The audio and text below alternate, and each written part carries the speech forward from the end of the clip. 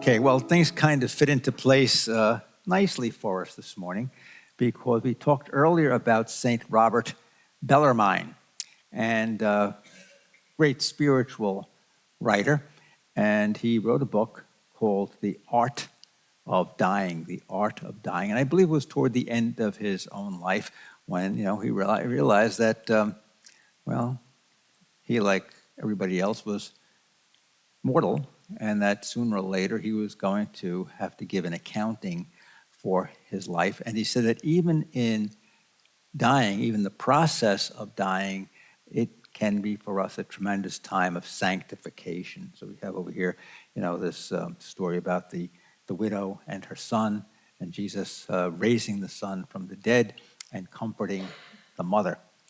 Dying is not nice, right? How many here have been witnesses to people who were in the dying process? Most of us at our age, unfortunately, we have. It's not always pleasant, and oftentimes it's not only painful for the person who's dying, but also for those people who love them and who care for them. So, I think many of us have been there. Certainly, I've seen quite a bit of it, not just from my own family, but in my ministry to the hospital or to hospice or to a nursing home, where you find people who are at the end of their life.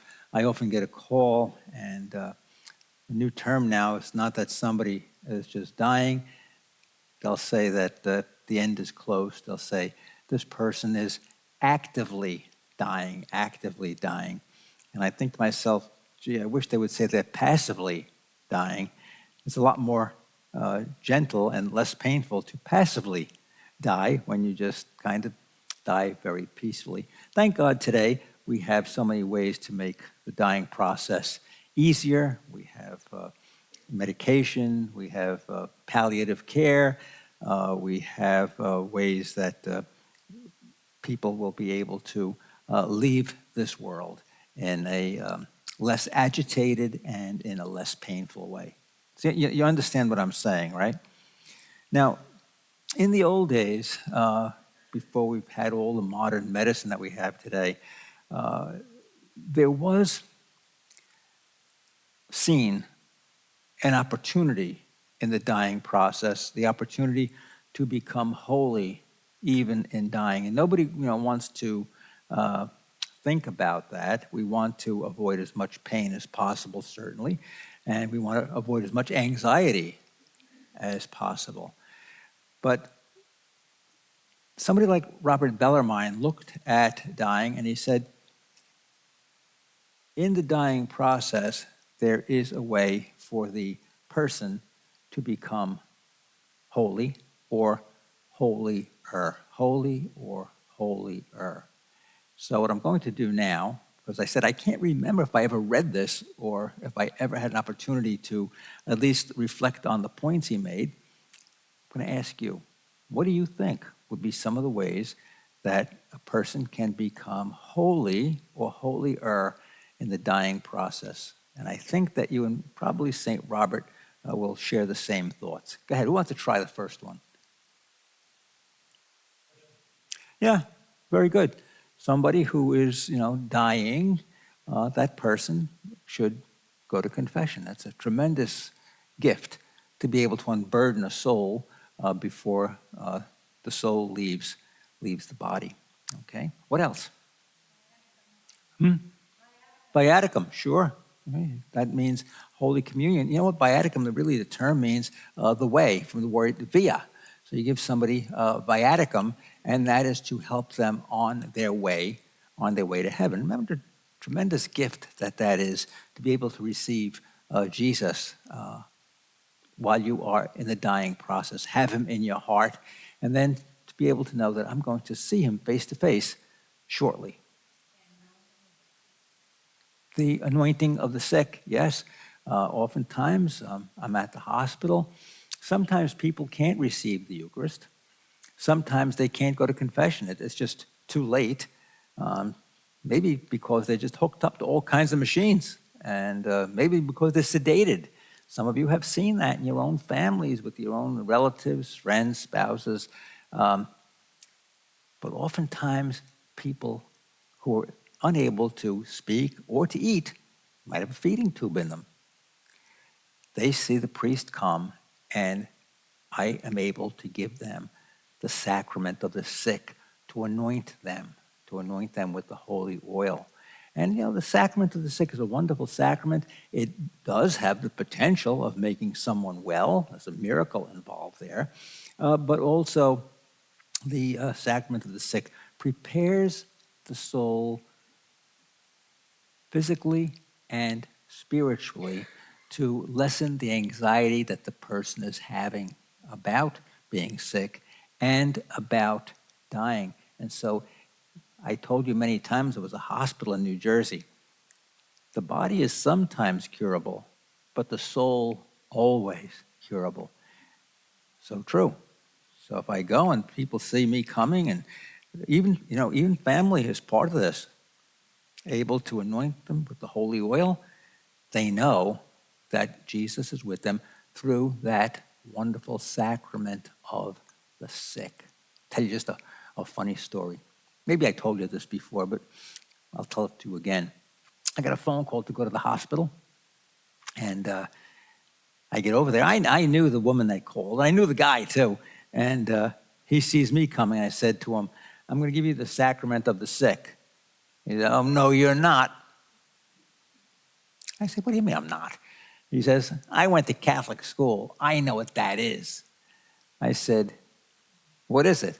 Well, I'm not ready to die yet, and I don't want it. Remember we used to talk about extreme unction? The last rites? That meant, you were on your way out. He says, and I'm not dying, and I don't want it. I said, look, this is the sacrament of the sick. It's to help you to get better. He says, I don't want it. I said to him, you listen to me. I said, if you don't stop this, I'm going to give you extreme unction. Okay, I'll take it. Okay. So that's important. And it's important, to explain to people, too, that are in this condition, that this is the sacrament of the sick. Really, the sacrament of the dying, if they're able to receive, is the viaticum that we brought up just a little while ago. Anything else that we could do, But, I hate to tell you this, but, sooner or later, we all got to do it. What do we got to do? Die. What else? Anything else that we could do to have a... Yeah, we could say prayers. We certainly can say prayers. And that's important. The sick person, pray. Good to have rosary beads there. Sometimes when you're sick, you can't read, but rosary beads, right there. And, I'll tell you something else. Sacramentals are very important. What's a sacramental? Who knows what a sacramental is? Rosary is a sacramental. What else is sacramental? Huh? Holy water, religious pictures, all of those things. You bring them to the bed of the sick person, and boy, it makes a big difference. I go into some rooms, even at the hospital, and families bring sacramentals, and they give a tremendous amount of peace to the person who is sick to see. Maybe their patron saint, Saint Joseph, the patron of happy death, our Blessed Mother, to see the picture of our Blessed Mother, Saint Anthony. I bring, some of you folks, some of you right here, Barbara, you do this for me too. You get a lot of stuff in the mail from all of these places, and they want you to send a donation. Let me tell you about this. I sent a donation. I'm not bragging. I mean, I should have done more, but I sent a donation. Well, my sister told me to send a donation in her name. And I did. And now the both of us are getting bombed with mail, from every different charity in the world. So, I mean, that's where they make their big mistake, in my opinion. You give it to them, that's it. But then you tell everybody, and you get a mailbox full of stuff from everybody. So use your own discretion on that. But sometimes I go to the hospital with a shopping bag. All stuff, you get all the stuff, that people have, religious articles that they don't want anymore, or they they get some of this stuff in the mail, and pictures and medals, all that stuff. And I bring it to the hospital. Boy, what a difference that makes. They love it. And even the nurses and the doctors, they like it. Like it. There's a lady, she doesn't live here. Her brother lives here during the season. I'll just tell you, this is the last story I'll tell you before we all die. The lady said to me, she said, my brother tells me that you visited him in the hospital. And I said, yeah, he's a great guy, your brother. She called me up. So she says, I make prayer scarves. I said, what's a prayer scarf? He said, I knit. While I'm watching the soap operas, I knit. And they're like these little cloths, about this big, all different colors. They're pretty colors. And she says, I put a prayer inside of them. And it's a non-denominational prayer asking God to help the person who is ill, to be present to them, and to help the staff and the doctors in the hospital to be able to help them either get better or to help them to know Jesus better. So she keeps sending me boxes of these prayer scarves. I bring them to the hospital. Wow, what a hit. What a hit they make. To open, have a little prayer scarf, they hold on to it. There's a prayer inside of there, and it gives them comfort during their sickness, and certainly for some of them, it gives them something to pray with as they're going through a dying process. So, I think that, St. Robert would have to agree with me, don't you think? So when you go home, all right, and we have the parish fact checker. Is he still working for us? Parish fact checker. All right, go and look up St. Robert Bellarmine and his art of dying and see what the key points are, and then use them for your family, for your friends, and someday for yourself. God love you. There's one more way, I'm sure one of the ways that many of us have heard about when we were, in school. We don't hear much about it today. We talked about the art of dying.